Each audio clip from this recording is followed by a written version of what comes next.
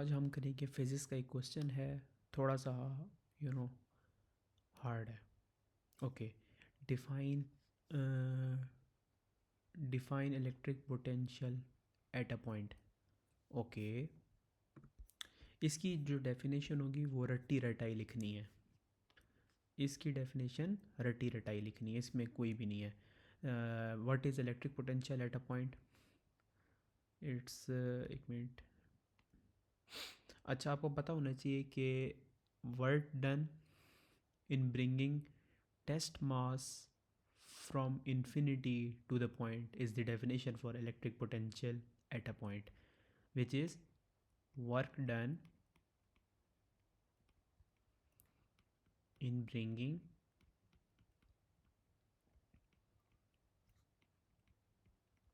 Test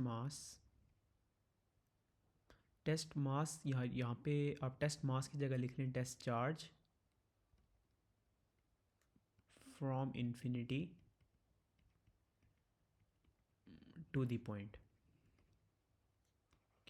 अभी writing थोड़ी गंदी हो रही है, बहरहाल फाइन। क्वेश्चन क्या कहता है कि टू पॉइंट चार्जेस ए और B are separated by the distance 12 centimetre. Okay, जहाँ पे इस तरह का क्वेश्चन देखते जाएं तो आपको पता लग जाना चाहिए कि ए पी बी, लेकिन मोस्ट रिपीटेड क्वेश्चन में से है, लेकिन स्टिल मुश्किल होती है इसको। ठीक है, चार्ज ए उसने बता दिया। अच्छा, डिस्टेंस, टोटल डिस्टेंस उसने बताया ए से बी तक 12 सेंटीमीटर। अच्छा, और यहीं से हमें नज़र आ रहा है, look at the graph, V का ग्राफ उसने एक्स के अकॉर्डिंग बनवाया है, और 4 पर क्या हो रहा है कि आपका इलेक्ट्रिक पोटेंशियल ज़ीरो हो रहा है। 4 पर क्या हो रहा है? इलेक्ट्रिक पोटेंशियल ज़ीरो हो रहा है। तो हमें समझ आ जानी चाहिए कि क्या कहते हैं यहाँ पे कि आपका जो एक्स होगा, सॉरी, आपका जो एक्स होगा, एक्स वो क्या होगा? 4 होगा। ओके, 4 होगा। तो 12 में से 4 माइनस कर दी जाए तो क्या बचता है? 8। तो यानी पी से ये वाला डिस्टेंस जो है ये कितना है? 8 सेंटीमीटर है, और ये कितना है? 4 सेंटीमीटर है। अब हमारे पास डिस्टेंसेस आ गए हैं। Okay, wait a second. Okay, question क्या है? Okay, the question is here, let me bring it. Okay, the graph is not clear. Okay, determine the charge of P. Determine the charge of P.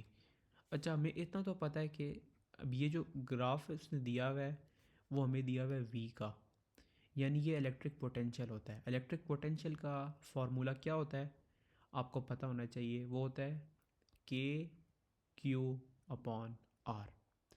Basically कुछ formulas हैं जो आप लोगों को ना बिल्कुल रटे हुए हों। एक होता है फोर्स का फार्मूला, विच इज़ के क्यू अपॉन आर स्केयर, या अक्सर लोग क्या करते हैं आर स्केयर हो जाए या फिर एक्स स्केयर हो जाए, एक ही बात है, डिस्टेंस की बात कर रहे हैं। अच्छा, अगला होता है electric potential energy, electric potential का, इलेक्ट्रिक पोटेंशियल स्ट्रेंथ का, इलेक्ट्रिक स्ट्रेंथ का, वो क्या होता है? के क्यू अपॉन आर स्केयर। सही है।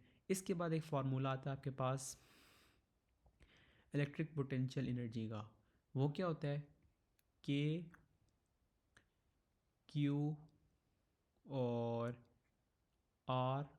बेसिकली आई थिंक इसके अंदर क्या होता है कि के क्यू अपॉन आर तो आपके पास होता है, वी होता है। अगर आपने इसके अंदर कुछ ऐड करना हो तो आखिर में ना, एक्चुअली क्या होता है कि अगर आप जब मैग्नेटिक फील्ड्स पढ़ रहे होते हैं उसके अंदर भी क्या होता है कि आखिर में ना वी को वो लोग रिप्रेजेंट करते हैं फाई से, और फाई को हमेशा आप एम से करते हैं मल्टीप्लाई। इसका क्या मतलब है, अगर आप उसको वी कंसिडर करें फाई को, तो यानी एक चार्ज मल्टीप्लाई एक्स्ट्रा करना पड़ता है, यूँ होता है मल्टीप्लाई बाई क्यू।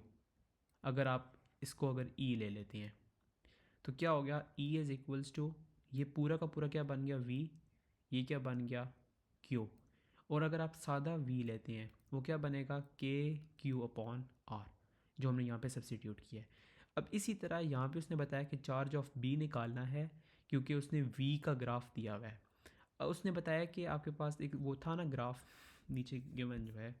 अच्छा यहाँ पे चेक करें, यहाँ पे ये ग्राफ आ रहा है आपके पास। आई थिंक इसको मुझे थोड़ा सा कर लेना चाहिए। ओके ओके, लेट मी सी के ओ आई नीड लिटल। ओके, ये जो यहाँ पे अब ये बहुत छोटा हो गया क्या, मज़ाक कैसे। ओके एक सेकेंड, मे भी छोटा है। ओके, ये यहाँ से यहाँ तक आपके पास पॉजिटिव है। आई नीड ये यहाँ से यहाँ तक आपके पास क्या है, पॉजिटिव है। अच्छा अब यहाँ से यहाँ देखें, ये जो सारा एरिया आपका, ये वाला कलर क्यों नहीं चेंज हो रहा।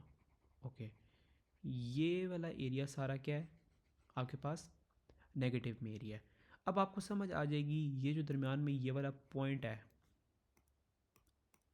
ये वाला पॉइंट, ये यहाँ पर आपके पास v क्या हो रहा है, ज़ीरो हो रहा है। इतना क्लियर है। अगर एक जगह पे v ज़ीरो हो, जैसा क्या मतलब है कि आपके पास ये जो v है, ये ज़ीरो कब हो रहा है, जब आपके पास v ज़ीरो होगा, दोनों दोनों की वजह से ज़ीरो होगा। ये चेक करें एक सेकेंड। हाँ, ये v क्यों ज़ीरो होगा, इसकी वजह से और इसकी वजह से ज़ीरो होगा।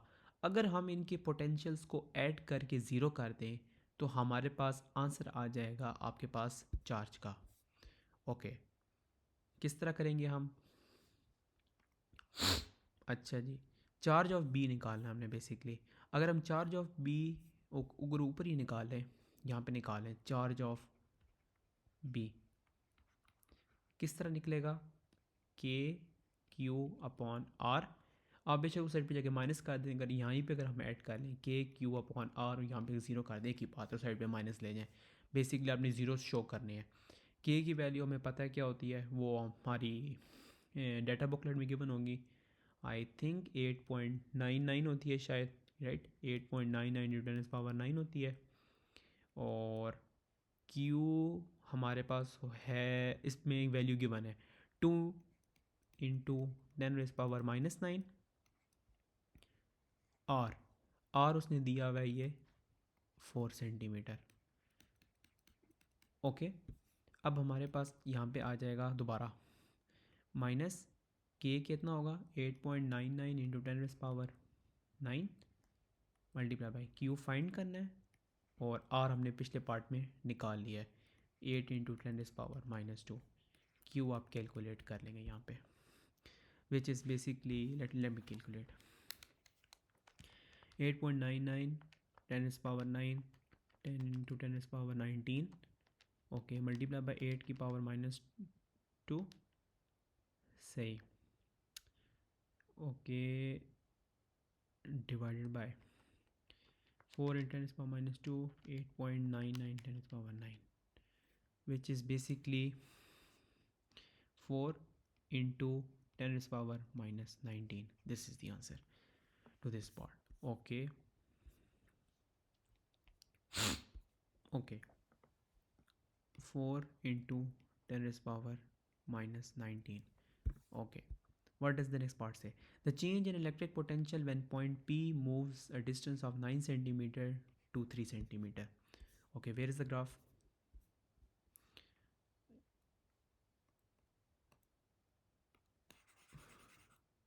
Oh, no.